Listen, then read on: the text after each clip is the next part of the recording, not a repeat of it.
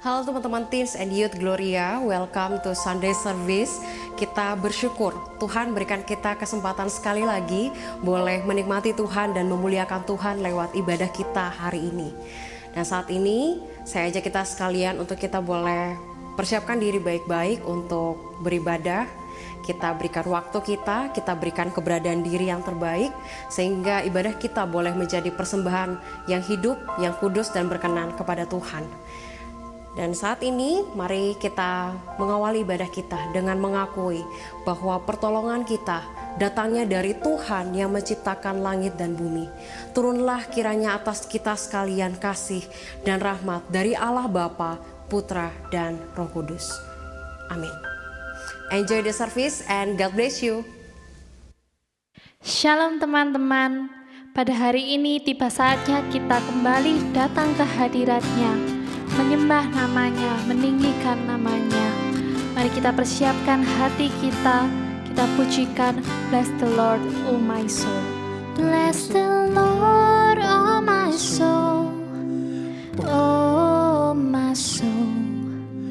Worship His holy name.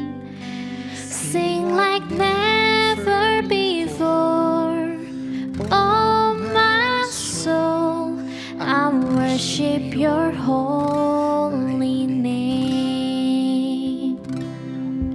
The sun comes up, it's a new day dawning. It's time to sing your song again. Whatever may pass and whatever lies before me, let me be singing when the evening comes. Bless the Lord, oh my soul, oh my soul. Worship His holy name. Sing like never before, oh my soul. I worship your holy name. You're rich in love and you're slow to anger. Your name is great and your heart is kind. For all your goodness, I will keep on singing. 10,000 reasons for my heart to find.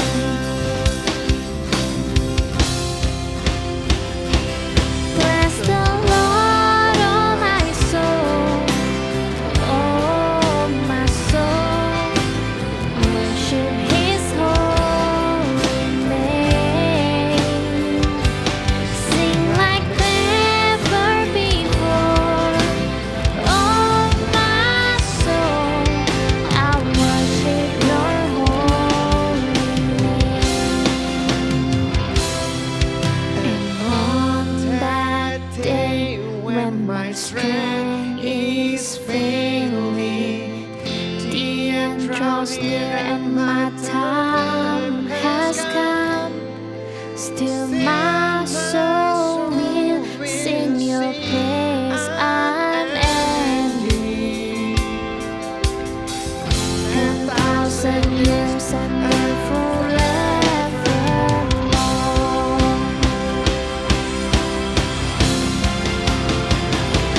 Bless the Lord, oh my soul, oh my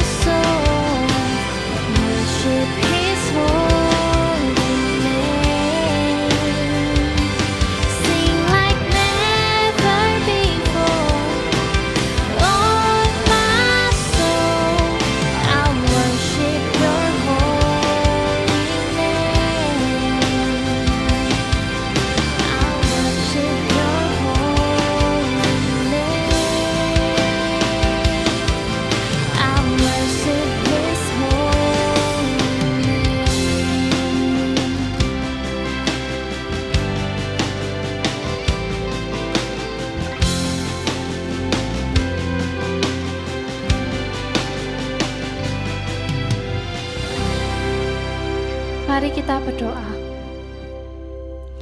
Tuhan Yesus, terima kasih atas berkat-Mu pada hari ini. Meskipun kami di rumah masing-masing, terima kasih atas berkat-Mu kami dapat kembali beribadah kepada-Mu ya Tuhan. Tuhan, kiranya Engkau berkati setiap kami selama ibadah ini dari awal hingga akhir. Terima kasih ya Tuhan, dalam nama Tuhan Yesus kami sudah berdoa. Amin. Shalom jemaat yang terkasih di dalam Tuhan. Mari kita bersama-sama menaikkan pujian kita. Sungguh Tuhan, hidup kami takkan sama, sebab kami memiliki Engkau Yesus, satu-satunya juru selamat, penolong setiap kami. Amin. Mari kita mengangkat suara kita bersama. Kaulah satu-satunya sumber dari segalanya.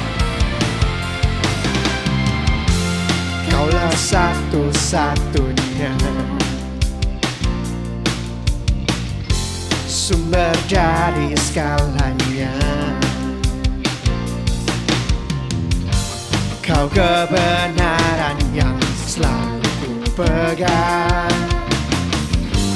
Kau keyakinanku untuk bersinar terang. Yesus Tuhanku yang berkuasa atasku, hidupku takkan sama. Ku tahu sungguh anugerah-Mu bagiku, hidupku takkan sama.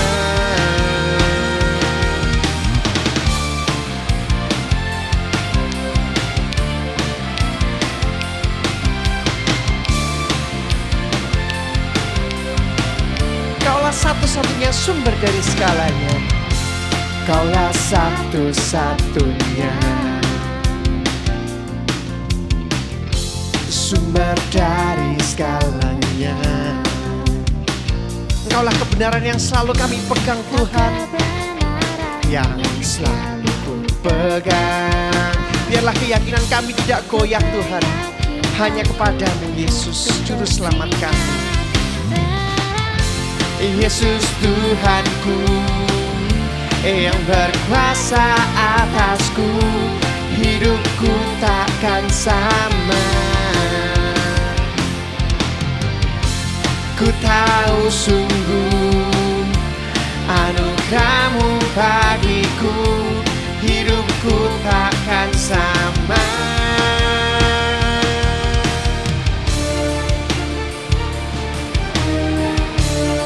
Kita hanya memiliki satu alasan untuk setiap kita boleh hidup dan percaya.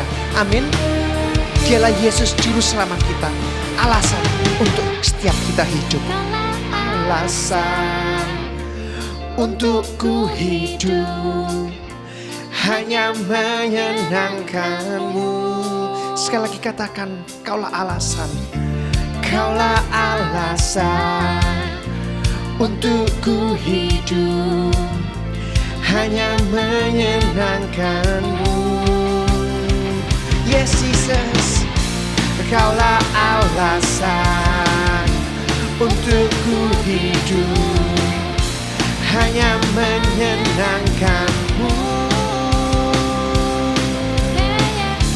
Kaulah alasan untuk ku hidup hanya menyenangkan-Mu.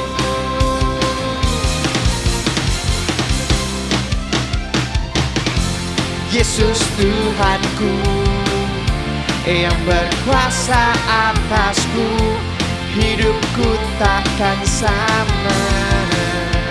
Kami tahu sungguh Tuhan, ku tahu sungguh anugerah-Mu bagiku, hidupku takkan sama.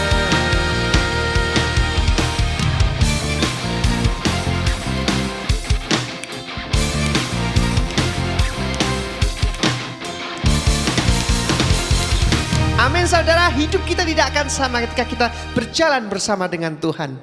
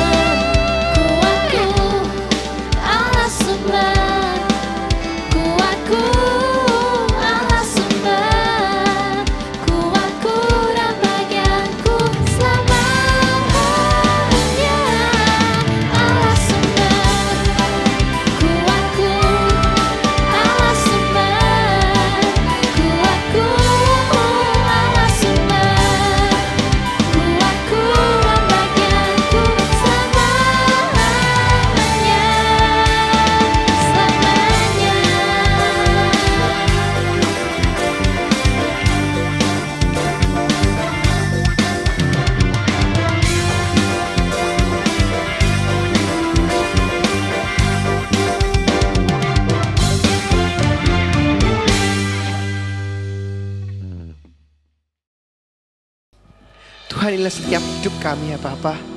Kami mau mendengarkan firman, Engkau yang membukakan hati dan pikiran kami. Biarlah Tuhan, segala cita-cita dan masa depan kami serahkan kepadamu. Tuhan, inilah hidupku, ku serahkan padamu. Segala cita-citaku, masa depanku menjadi milik-Mu. Jadikan kami terang-Mu Bapa, jadikan kami terang-Mu di tengah-tengah dunia yang gelap ini Tuhan. Di tengah kegelapan dunia, membawa bangsa-bangsa kepadamu. Tuhan, ini kerinduanku, bagimu Tuhan seluruh hidupku. Pakailah Tuhan bagi kemuliaan-Mu, genapi seluruh rencana-Mu, sampai bumi penuh kemuliaan-Mu.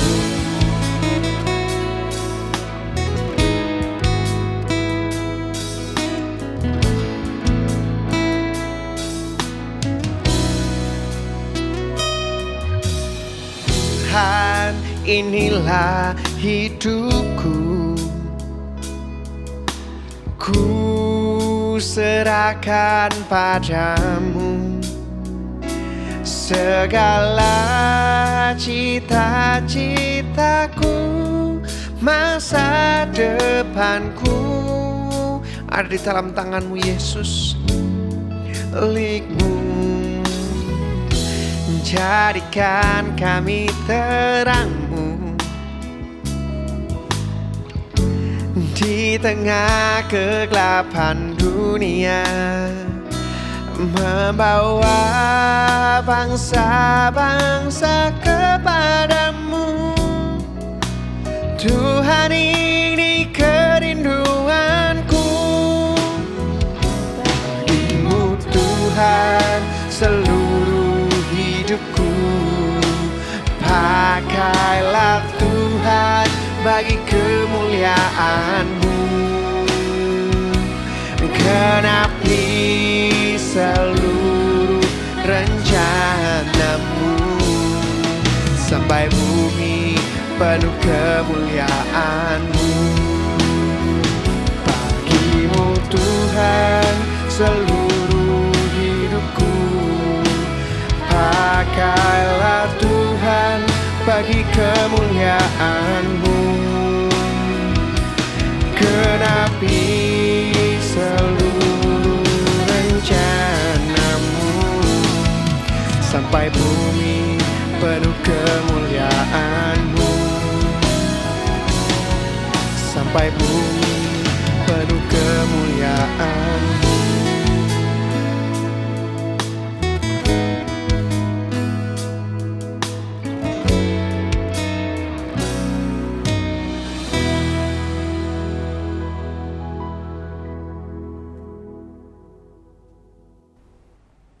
Shalom semua, senang sekali saya diberi kesempatan untuk membawakan firman buat teman-teman teens dan youth kali ini. Sebelum kita masuk dalam firman Tuhan, yuk kita doa ya. Tuhan, kami datang kepadamu, kami percaya Engkau Allah yang berbicara kepada kami. Tolong supaya kami bisa mengerti Engkau, bisa menikmati kebenaran firman-Mu, hidup kami boleh diluruskan, diubahkan, dikuatkan, karena Engkau baik dan mengasihi kami. Tolong hamba-Mu Tuhan yang lemah berdosa ini sehingga dapat memberitakan firman dengan jelas, sehingga Injil diberitakan dan nama-Mu dimuliakan. Terima kasih Tuhan Yesus, kami menyambut waktu ini dengan fokus dan dengan ucapan syukur. Di dalam nama Tuhan Yesus Kristus kami berdoa, amin. Teman-teman, berapa dari kita kalau punya mimpi itu bisa menjadi kenyataan? Wah, oke, waktu kecil cita-citanya jadi pilot, hari ini sekolah pilot gitu misalnya. Waktu kecil mimpi saya itu jadi penulis. Dan hari ini jelas saya jadi pendeta gitu kan ya. Yang menarik, mimpi kakek nenek saya itu adalah saya jadi pendeta. Dan waktu saya masih kecil, saya masih ingat kakek saya berkhotbah di depan ratusan jemaat, jadi public setting gitu ya. Dan dia bilang bahwa saya akan jadi pendeta. Dan luar biasa, beneran hari ini kejadian. Mengapa ya mimpi kakek nenek saya menjadi kenyataan, sedangkan mimpi saya tidak jadi kenyataan? Sama seperti ada satu anak muda cerita, dia ngomong sama cewek kesukaannya, "Shalom Steph," katanya. "Kemarin aku berdoa, aku dapat mimpi loh dari Tuhan. Dia minta aku sampaikan untuk kamu bahwa kalau kita ini sebenarnya berjodoh." "Wah keren," kata si Steph. "Tolong dong bilang ke Tuhan, mimpinya supaya di-share ulang ke aku. Soalnya aku lebih percaya Tuhan daripada kamu." Zaman gini masih kita perlu bicara mimpi. Tapi kenyataannya Tuhan memberi mimpi di dalam Alkitab. Dan apa sih maknanya? Apa relevansinya buat zaman 2021? Yuk teman-teman semua kita buka di Kejadian 42 ayat 6 sampai ke 9. Kejadian 42 ayat 6 sampai yang ke 9. Saya bacakan buat teman-teman, mari kita menyimak sama-sama. "Sementara itu Yusuf telah menjadi mangku bumi di negeri itu. Dialah yang menjual gandum kepada seluruh rakyat negeri itu. Jadi ketika saudara-saudara Yusuf datang, kepadanya lah mereka menghadap dan sujud dan mukanya sampai ke tanah. Ketika Yusuf melihat saudara-saudaranya, segala mereka dikenalnya. Tetapi ia berlaku seolah-olah ia orang asing kepada mereka. Ia menegur mereka dengan membentak, katanya, 'Dari mana kamu?' Jawab mereka, 'Dari tanah Kanaan untuk membeli bahan makanan.' Memang Yusuf mengenal saudara-saudaranya itu, tetapi dia tidak dikenal mereka.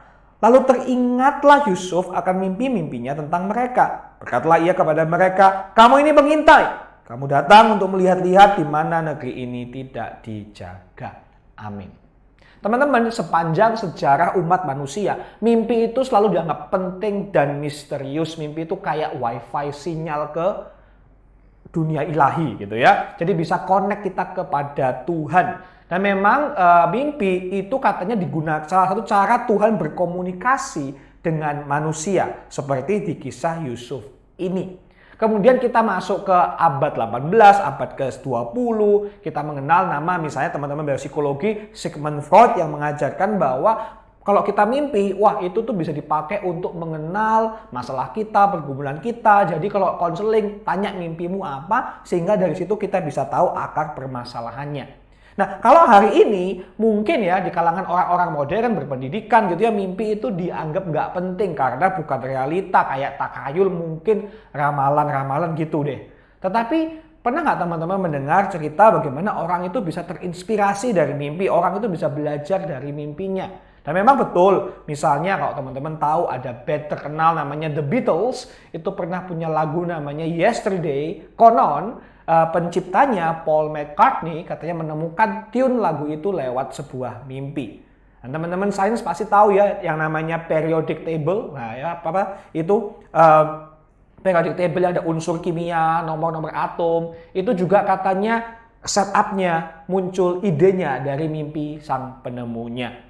Nah memang betul teman-teman semuanya, saya di alma mater kampus saya itu kita punya namanya sleep lab. Wah, jadi benar-benar khusus untuk research tentang tidur dan tentang mimpi. Dan memang betul salah satu teori yang populer pada saat ini adalah mimpi itu punya kemampuan atau punya fungsi meningkatkan kreativitas.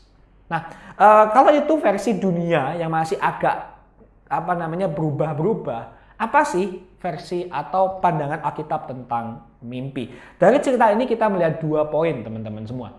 Yang pertama adalah mimpi menjadi kenyataan. Mimpi menjadi kenyataan. Ayat 6 sampai 7a saya bacakan sekali lagi ya. "Sementara itu Yusuf telah menjadi mangku bumi di negeri itu. Dia yang menjual gandum kepada seluruh rakyat. Jadi saudara-saudara datang kepadanya mereka sujud dan mukanya sampai ke tanah. Ketika Yesus melihat saudara-saudaranya, segeralah mereka dikenalnya." Waktu Yusuf jadi mangku bumi negeri, dia itu memegang posisi politik. Ini mangku bumi ini kata-kata yang luar biasa, tinggi sekali. Dia itu seperti otoritas paling tinggi, hanya Firaun yang melebihi dia. Karena waktu masih muda, ingat gak? Yusuf pernah mimpi nih, di Kejadian 37 dia pernah mimpi, dicerita sama saudara-saudaranya gini, Aku bermimpi nih guys, tampak matahari, bulan, dan 11 bintang sujud menyembah kepadaku. Wah, jadi di sini benar kan terkejadian. Dia menjadi penguasa, bintang dan semuanya tunduk kepada dia. Kemudian dikatakan Yusuf juga menjual gandum. Semua kalau mau beli gandum lewat Yusuf, gitu kan ya. Jadi dia punya namanya kekuatan finansial. Ini juragan tuh gitu ya. Kalau orang zaman dulu bilangnya. Wah, ini cocok sama mimpinya Yusuf dulu. Yusuf pernah mimpi katanya gini, tampak kita sedang di ladang mengikat berkas-berkas gandum. Lalu bangkitlah berkasku dan tegak berdiri. Kemudian datanglah berkas-berkas kamu sekalian, saudara-saudaranya, mengelilingi dan sujud menyembah kepada berkasku.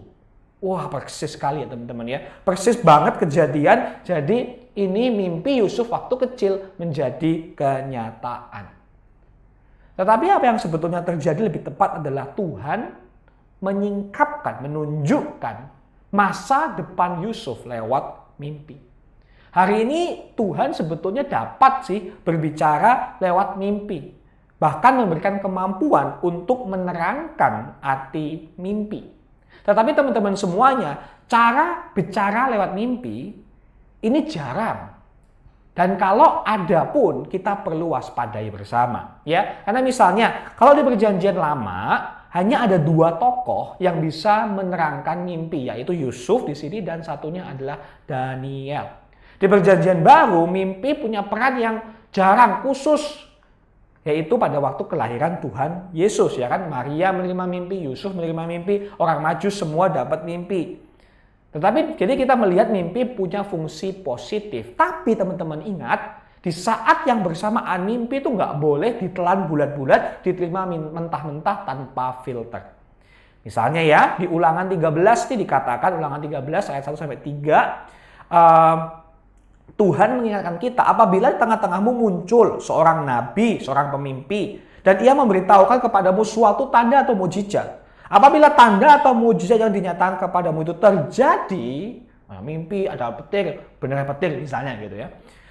Dan ia membujuk, ini, mari kita mengikuti Allah lain yang tidak kau kenal. Mari kita berbakti kepadanya. Maka Tuhan bilang, jangan engkau mendengarkan perkataan nabi atau pemimpi itu. Dan teman-teman kalau melanjutkan Ulangan 13, hasil dari pemimpi yang memberitakan hal seperti itu adalah hukuman mati. Nabi Yeremia juga menubuatkan ada yang mimpi-mimpi dusta karena membawa orang untuk memuji dewa lain yaitu Baal. Nabi Zakaria juga pernah mengkritisi orang yang memberikan mimpi-mimpi hampa, memberikan hiburan palsu, padahal sebetulnya itu salah. Dengan kata lain, kita harus hati-hati dengan mimpi. Tidak semuanya bisa kita terima begitu saja. Tapi dari poin yang pertama ini, saya mau memberikan 2 aplikasi yang cepat. Yang pertama, kita bersyukur ya, kekristenan itu bukanlah agama yang Tuhan bukanlah Tuhan yang jauh dari kita. Ya, Tuhan tuh nggak enak-enak di surga nonton hidup kita tanpa intervensi, begitu. Ya, Tuhan itu betul-betul hadir, Dia di tengah-tengah kita. Kalau ada sesuatu, Tuhan akan berbicara kepada kita. Dia begitu memagari hidup kita. Maka kalau saya boleh sedikit mengurai kata-kata, saya katakan demikian: tidak ada waktu di mana Allah tidak terlibat dalam kehidupan kita. Mimpi menunjukkan bahwa tidak ada waktu, pagi, siang, malam, tidur, bangun. Tidak ada waktu di mana Allah tidak terlibat dalam kehidupan kita. Kita tidur, Tuhan masih kerja. Kita istirahat, Tuhan masih bekerja. Bahkan pada saat kita tidur pun, Tuhan sedang menyiapkan masa depan kita. Dia Allah yang terlibat. Dia Allah yang peduli. Praise be to God. Yang kedua, aplikasinya teman-teman adalah kita penting sekali untuk menguji mimpi. Tidak semua dari kita adalah seorang Yusuf, ya. Kalau mimpi itu dari Tuhan, maka kita salah satu cara tahu itu dari Tuhan, ingin menyingkapkan masa depan kita adalah mimpi itu akan menghasilkan buah yang benar. Buah iman, buah pertobatan. Jadi jika mimpi itu menggerakkan hati kita untuk percaya Yesus, untuk beriman, untuk mencintai firman Tuhan, untuk dekat dengan saudara-saudara seiman dan gereja Tuhan, untuk membawa kita untuk lebih sabar, lebih mengasihi, lebih bisa punya pengendalian diri, maka ada kemungkinan besar mimpi itu asalnya dari Tuhan. Tetapi kalau mimpi itu membawa kita semakin jauh dari Tuhan, semakin nggak suka firman Tuhan, mengisolasi diri dari gereja Tuhan, apalagi buat kita sombong, wah aku mimpi neraka, aku mimpi surga, oh gitu ya, padahal belum tentu gitu. Maka mungkin belum tentu itu dari Tuhan, bisa jadi dari sumber yang lain. Nah teman-teman, ayo kita lanjutkan ya, apa yang terjadi di kisah Yusuf ini. Dan yang ketujuh, kita melihat Yusuf melihat saudara-saudaranya, ketemukannya mereka sujud. Yusuf kenal, tapi mereka nggak kenal, gitu kan ya. Nah, kenapa kok saudara-saudaranya nggak kenal sama Yusuf? Kok kayaknya keterlaluan banget gitu ya. Setelah beberapa tahun kan gimana pun juga masih saudaranya, mungkin karena saudaranya kebanyakan. Nah, kemungkinan mereka nggak kenal karena mereka mengira Yusuf sudah mati, gitu kan ya. Kemudian penampilan Yusuf pasti juga berbeda, penampilan orang Yahudi sama yang tinggal di Mesir, gitu ya. Yusuf juga berbicara dengan pakai bahasa Mesir karena dikatakan di ayat 23 dia menggunakan juru bahasa. Jadi dia ngomong pakai bahasa Mesir mungkin dan juru bahasa menerjemahkan ke bahasa Ibrani. Kemudian dia memakai baju-baju pejabatnya Mesir gitu kan ya. Bahkan dia mempunyai nama Mesir. Tahu nggak teman-teman? Ada nama Mesirnya Yusuf yaitu Zafnat Paneah. Wah, keren ya namanya ya. Coba siapa yang sini namanya Zafnat? Nah, saya taunya Zanif itu dari apa tuh game dulu ya. Tapi di sini yang menarik di ayat 7-8 teman-teman adalah kata kenal. Itu diulang-ulang, kenal. Yusuf kenal, mereka nggak kenal gitu ya. Diulangi 4 kali sehingga buat saya mengingatkan kita atau poinnya adalah sedang menerangkan Yusuf ini orang yang berhikmat gitu ya. Dia mengenal sekali apa yang terjadi sedangkan saudara-saudaranya ignorant gitu ya, nggak tahu karena nggak mendapat mimpi itu. Di sini saya jadi ingat teman-teman bahwa mimpi itu bisa punya message buat kita. Tetapi sifatnya mungkin natural seperti kalau kita sedang stres, ada masalah yang belum beres. Jadi kalau kita teman-teman punya bermimpi, itu apa sih artinya? Mungkin salah satu adalah kalau kita mimpinya itu berulang-ulang kali ya, itu bisa menjadi sebuah indikasi ada sesuatu yang teman-teman tidak berani hadapi, yang teman-teman tidak mau bereskan, yang teman-teman nggak ngerti, dan teman-teman harus do something about it. Jadi ada indikasi itu cara Tuhan berbicara, hey, ini ada masalah nih, lu mesti do something gitu. Tapi mimpi juga berarti Tuhan sedang memberikan kita itu anugerah ya. Sama seperti misalnya kalau saya misalnya dulu suka berjalan di tepi pantai, beneran ini bukan klise, bener di tepi pantai ngeliat air gitu. Saya suka dan saya seakan-akan tuh melihat tuh pada saat saya melihat air yang indah, pantai yang keren gitu ya. Seakan-akan Tuhan itu berkata di hati saya, hey ini buat kamu loh, ini buat kamu. Jangan lupa ya, I love you, aku mengasihimu. Jadi itu sesuatu yang natural yang Tuhan pakai untuk mengkomunikasikan anugerah. Mimpi juga sama, sesuatu yang natural, ya kan? Bagian dari kita biologis sebagai manusia yang Tuhan pakai untuk mengkomunikasikan kepada kita anugerah dan kebaikan Tuhan. Pada saat kita perlu, tiba-tiba Tuhan menguatkan kita lewat mimpi. Pada saat kita susah, tiba-tiba ada aja yang Tuhan pakai dalam mimpi kita misalnya untuk membenarkan hidup kita. Nah, tapi gimana kalau misalnya mimpinya nggak enak gitu ya? Kalau mimpi buruk gimana? Nightmare gitu ya. Kalau mimpi bunuh orang, wah gitu. Gimana? Apa yang harus saya lakukan? Apakah harus cari penafsir mimpi gitu ya? Kayaknya hari ini nggak ada ya pelayanan penafsir mimpi di gereja gitu ya. Kalau ada saya juga pengen tahu gitu. Apakah kalau kita mimpi buruk kita harus bertobat gitu ya? Apakah kita harus minta maaf sama orang yang kita bunuh di mimpi kita gitu ya? Kalau teman-teman mengalami mimpi buruk yang sifatnya menakutkan seperti itu, pertama saya mau katakan nggak usah terlalu khawatir ya. Nggak usah terlalu khawatir karena salah satu cara otak kita bekerja adalah memproses emosi. Jadi, menurut beberapa riset yang terbaru, salah satu fungsi mimpi adalah terapi emosi. Jadi, kalau kita punya pengalaman atau peristiwa yang nggak enak pada hari itu, kita kayak nggak bisa menghadapinya, mimpi itu semacam kita dikasih relaxation gitu, supaya lebih santai. Jadi makanya kita bisa keluar mimpi-mimpi yang kurang bagus. Jadi teman-teman, pertama-tama kalau punya mimpi buruk, nggak usah terlalu dipikirin ya. Tapi kalau misalnya malam-malam kebangun gitu ya, wah ketakutan atau gimana, berdoalah. Berdoalah. Isi hatimu dengan Injil, ini yang paling penting. Isi hatimu dengan Injil, bahwa Yesus sudah mengalahkan masalah terbesar kita, yaitu dosa. Dia sudah mengalahkan ketakutan terbesar kita, yaitu maut.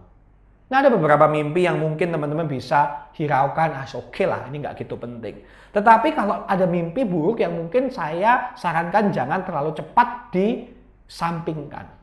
Yaitu jika mimpi ini berkali-kali, ya, sama terus gitu ya, kemudian benar-benar secara emosi itu berat gitu loh. Mungkin teman-teman merasa sedih, merasa takut, merasa bersalah. Mungkin hal-hal seperti ini perlu diselidiki.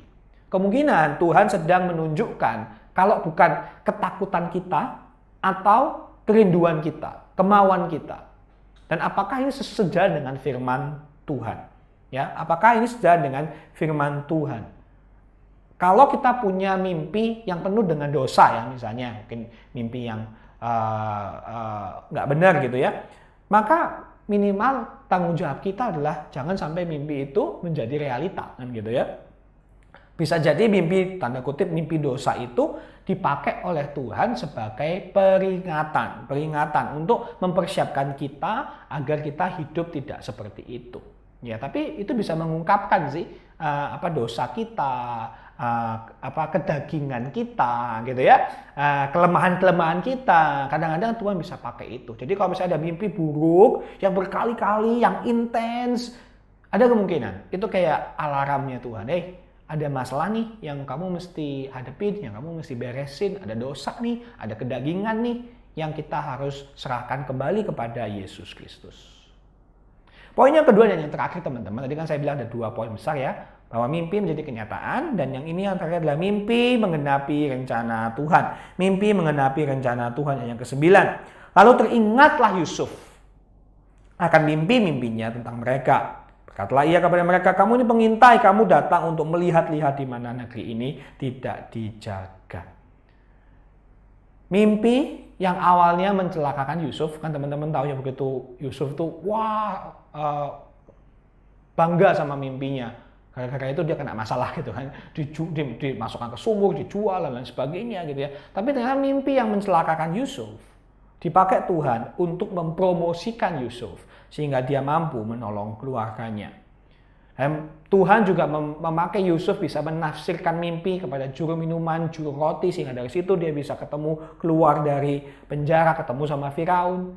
Dan dari situ, dari ketemu Firaun, dia menafsirkan 2 mimpi Firaun, dan karena itu dia jadi mangku bumi sampai hari ini.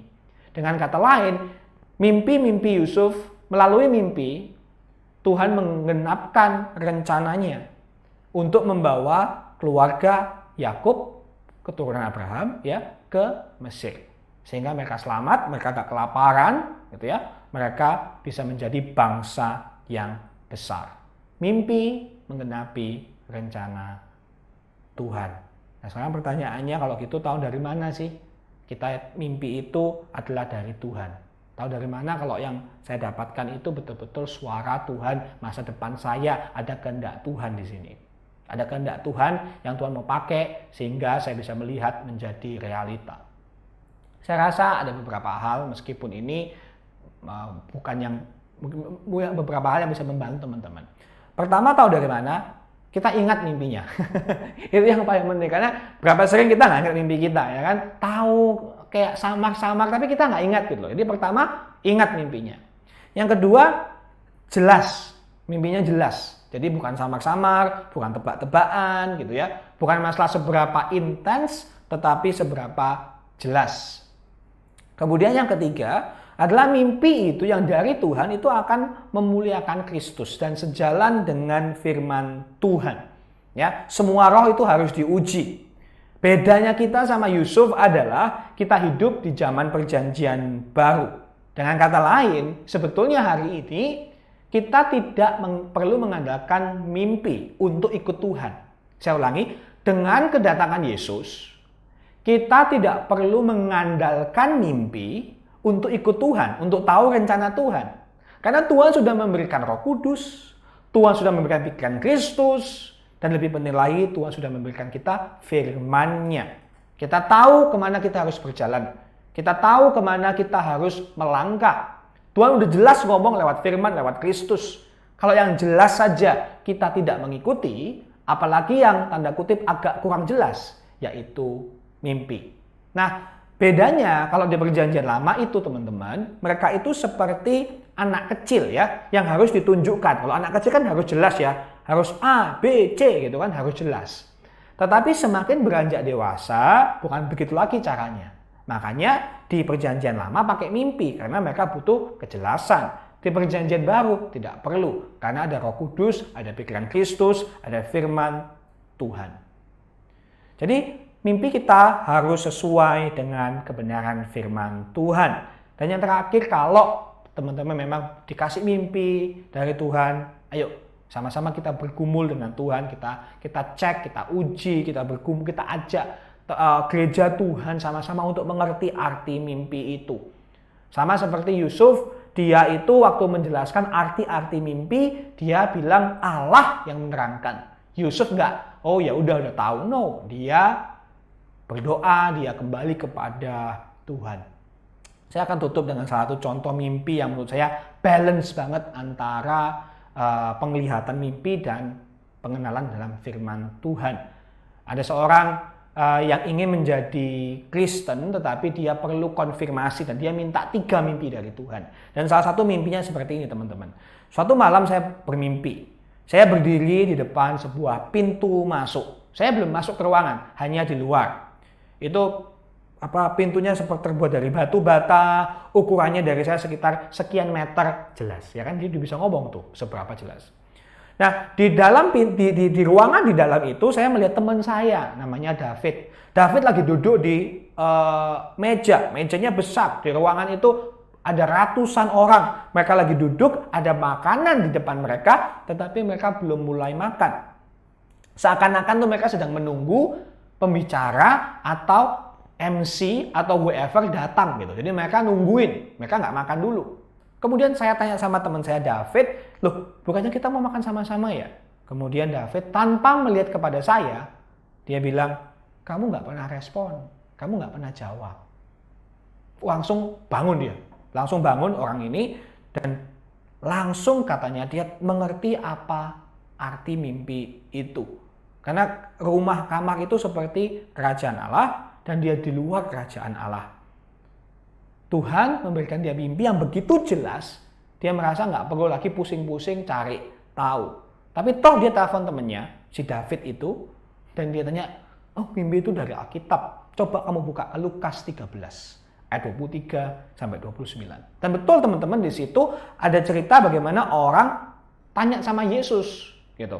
Tuhan, sedikit sajakah orang yang diselamatkan? Dan dia menjawab, banyak orang kan berusaha masuk, tetapi nggak dapat. Jika tuan rumah telah bangkit dan telah menutup pintu, kamu akan berdiri di luar, mengetok-ngetok pintu sambil berkata, Tuhan, bukakanlah kami pintu. Dan Tuhan itu akan menjawab, aku nggak tahu dari mana kamu datang. Dan si pemimpi ini langsung, aku tahu sekarang, pintunya masih belum ketutup. Masih ada kesempatan. Aku harus menjawab, aku harus meresponi. Dan dari situ, orang itu bertobat teman-teman, dan dia dipakai Tuhan luar biasa. Ini mimpi dari Tuhan pasti. Karena membawa dia kepada Kristus, karena penuh dengan firman Tuhan, dan hasilnya membuahkan hasil pertobatan dan iman. Ada yang bilang, sukses berawal dari cita-cita tinggi. Cita-cita yang tinggi berawal dari mimpi. Mimpi terjadi karena tidur. Maka kalau kamu ingin sukses, mari tidur. Bukan ya, nggak semua mimpi teman-teman itu baik. Nggak semua mimpi itu benar. Bahkan saya mau berkata, nggak semua mimpi itu kita bisa lakukan. Tetapi percayalah, mimpi yang terbaik berasal dari Tuhan. Mimpi yang terbaik berasal dari Tuhan. Kenapa? Karena pasti menjadi kenyataan yang kita dambakan. Menjadi kenyataan yang kita dambakan. Lebih dari yang kita duga, lebih dari yang kita pikirkan, lebih dari yang kita rasakan. Cari mimpi dari Tuhan. Andalkan firman Tuhan. Memujilah Kristus. Dan biarlah Tuhan berbicara kalau dia berbicara mimpi. Untuk memimpin kita semua. Melayani dia, mengasihi dia, dan sesama kita. Amin. Mari kita berdoa. Tuhan, terima kasih untuk firman ini.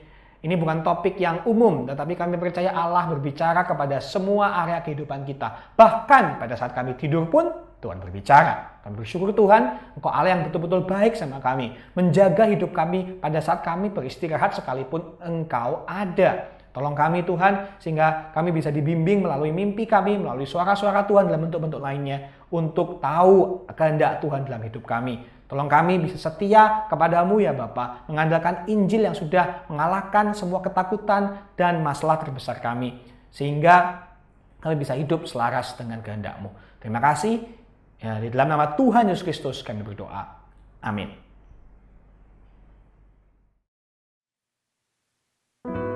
Terima kasih untuk penginjil Edo Wala yang sudah memberitakan kebenaran firman Tuhan hari ini.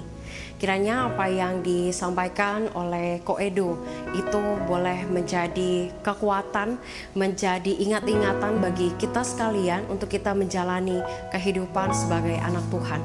Dan saat ini teman-teman, kita mau menaikkan doa kita kepada Tuhan.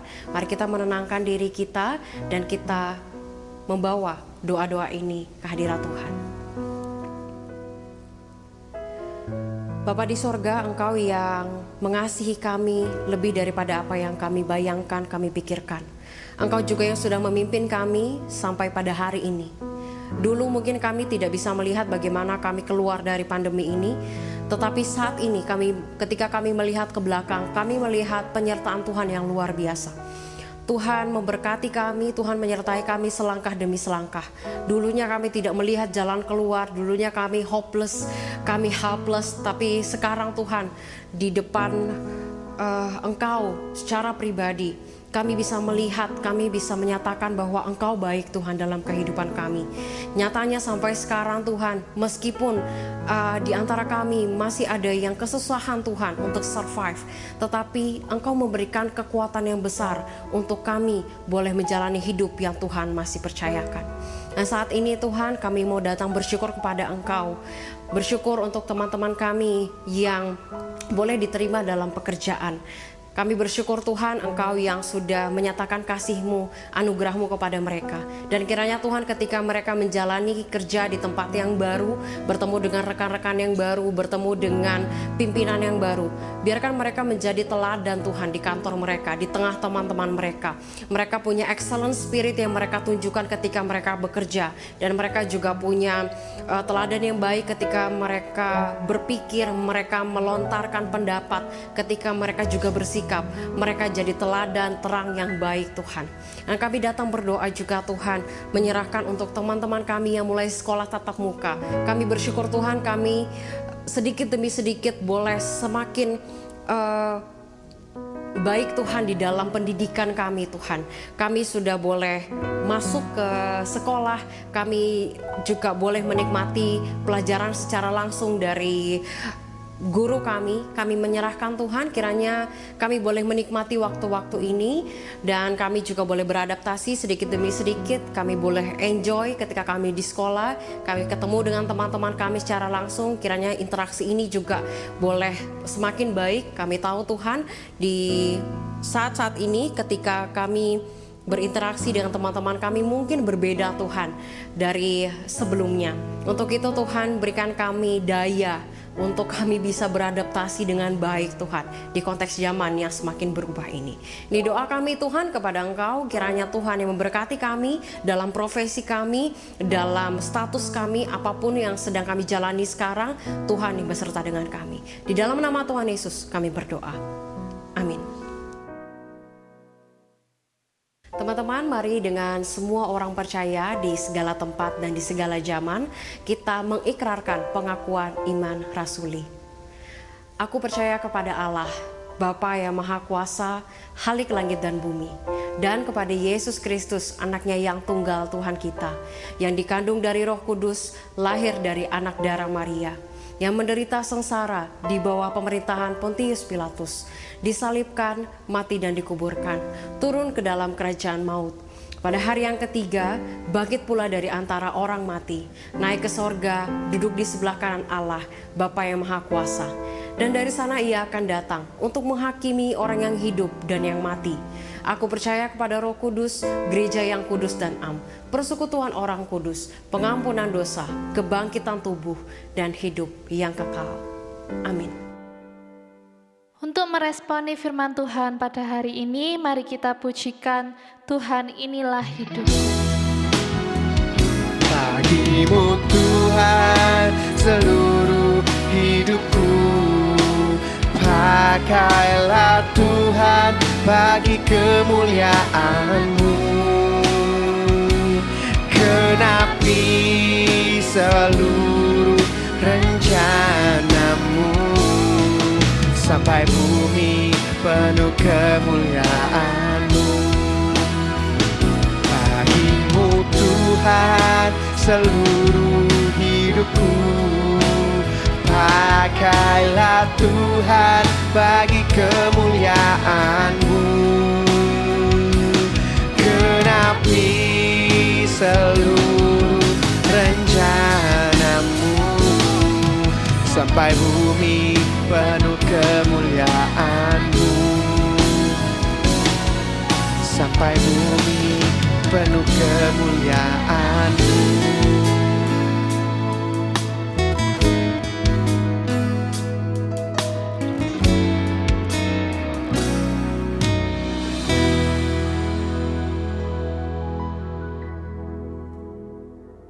Terima kasih untuk semua pelayan ibadah pada hari ini. Terima kasih teman-teman sudah menyediakan waktu, menyediakan energi, tenaga, juga mempersembahkan talenta kalian untuk melayani Tuhan dan memimpin setiap kita di dalam ibadah.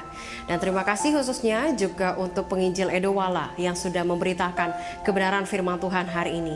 Kiranya pesan firman Tuhan yang sudah disampaikan boleh menjadi bekal yang baik untuk kita menjalani kehidupan sebagai anak muda Kristen.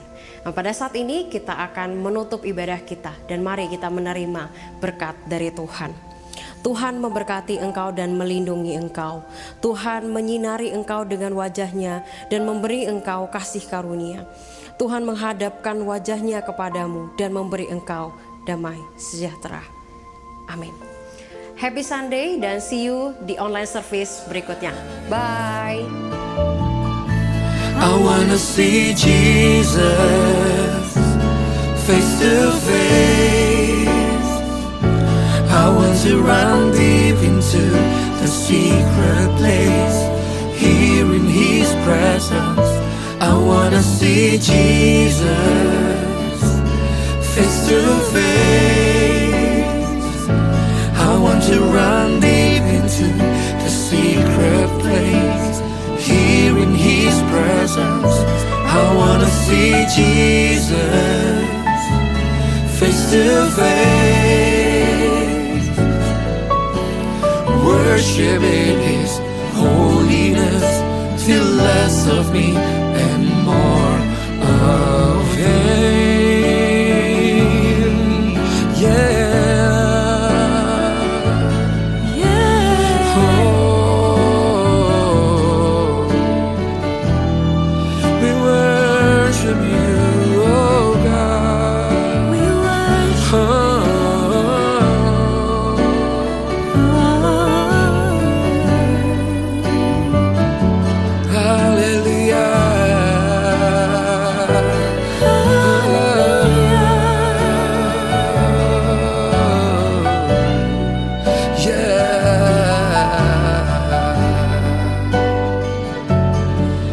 Feel less of me